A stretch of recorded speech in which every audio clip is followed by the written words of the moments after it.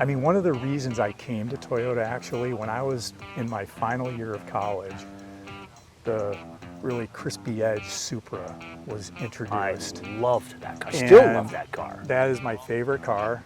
I wanted to get one, but I couldn't afford it when I started working, so I got a GTS model Okay. that had independent rear suspension, had the pneumatic lumbars that nobody had. All the cool seats with the headrest. Yep, the headrests were in the middle, Yep. and it just looked cool.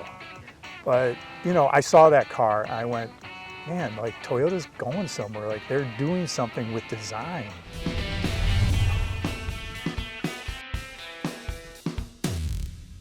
Okay, so 40 years at one car company, that's pretty unusual even for a design career. What are like 3 examples that you worked on over that 40-year period that really stand out?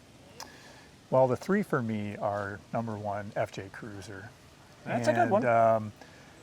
That vehicle we created a concept car for, interior, exterior, and it pretty much went into production, you know, I would say 90% of what we did.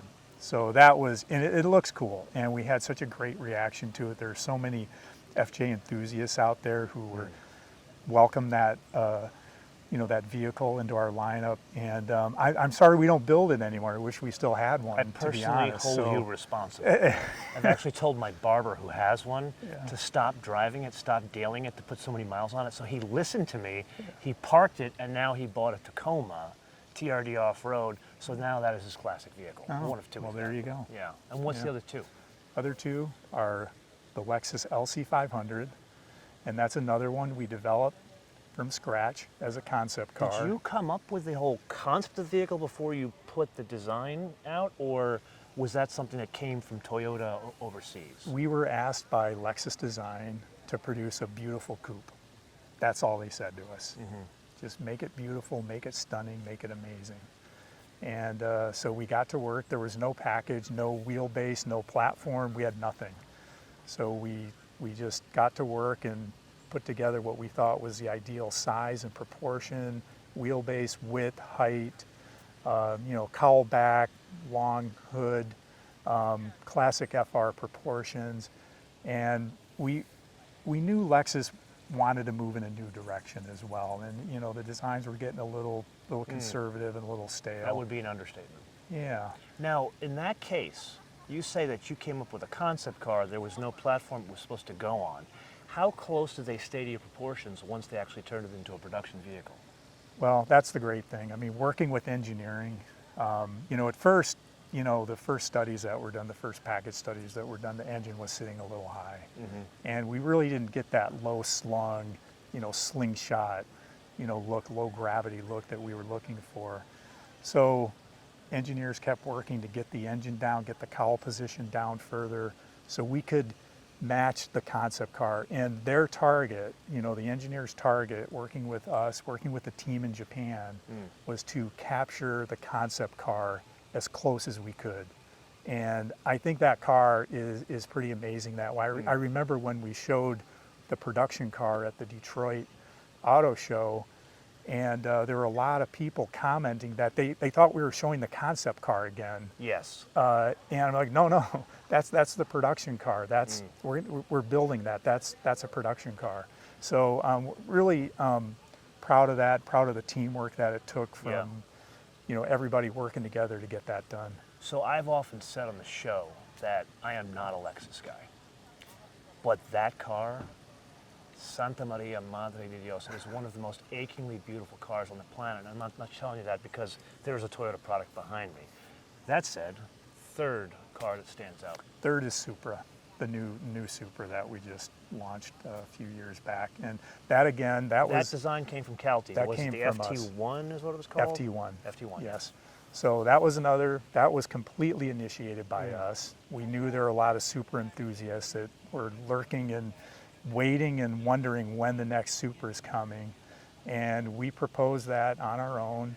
And I went to my boss in Japan, and we just had a few sketches at the time and said, hey, you know, there's a huge upwelling of support for this, for the next Supra, and you know, can we do this? Can we at least develop this into a concept car? Support, where was that support coming from? All the Supra enthusiasts, they're driving all the, you know, the previous Supras, and they love that car, and they want another one to come. Whenever I would tell somebody I work for Toyota, Yeah. the first thing they say is, "When's the next Supra coming?" Is that a function of, so what you guys don't know is he, based in Southern California, lives in Dana Point. We just covered that. I buzz his house on the plane every once in a while. Was that because you live in Southern California and you go to Cars and Coffee, or was it just something the staff came up with? How did you get to know that? We just knew it. We knew there were a lot of clubs out there. They're celebrating their classic Supras, and it had been gone for over 15 years. Way too long. And we just thought it's time to bring this out. We had Akio Toyota as our president now, and he famously said no more boring cars.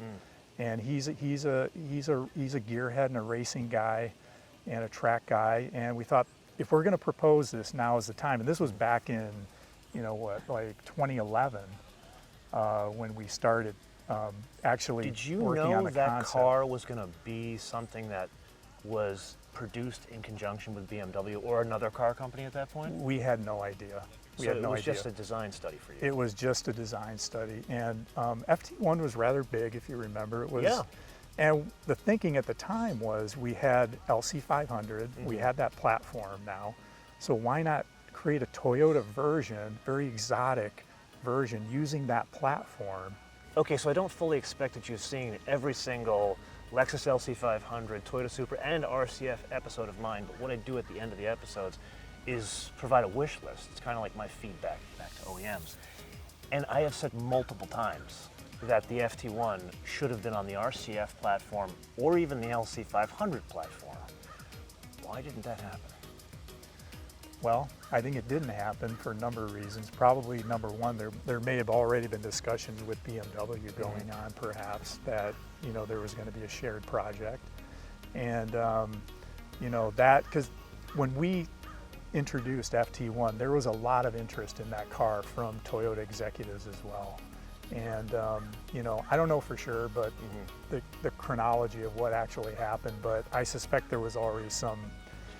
So as a something guy happened. who has owned a Supra, loved it, the way I look now at the lineup, the FT1, which became the current Supra, totally a decent car. Love the design more than I love the execution of the car. However, I look at the LC 500 as the spiritual successor to the Supra. That's, to me, it picks up where the Supra left off, and if those people had aged a little bit and got to the point where they could afford that car, that's what I think the Supra is. Yeah, I think so. I mean, I think it would have made a great car on that platform, but in reality, LC 500 is a pretty big car. It is a good size wheelbase. It's not small, but when you drive the Supra, what I would say is I think the size is a proper sports car for that kind of track environment, that kind of driving. So this is the point of the episode where I turn this around to the audience, because I want them to give you feedback. And just so you know, this is the man that came up with the concept for the LC 500, came up with a concept for the current Supra, as well as the concept for the FJ. So he kind of makes things happen at Toyota. So I think we should solicit some feedback. And then we'll get you back on the show and we'll look through some of the insight we're getting from the folks, and we'll talk through it and see what the future Supras that have Toyota underpinnings. I think we should discuss that as well. Sounds great. Maybe in a future episode. All right. Thanks for talking to me. Thanks, George. Yeah, I appreciate it. Thanks.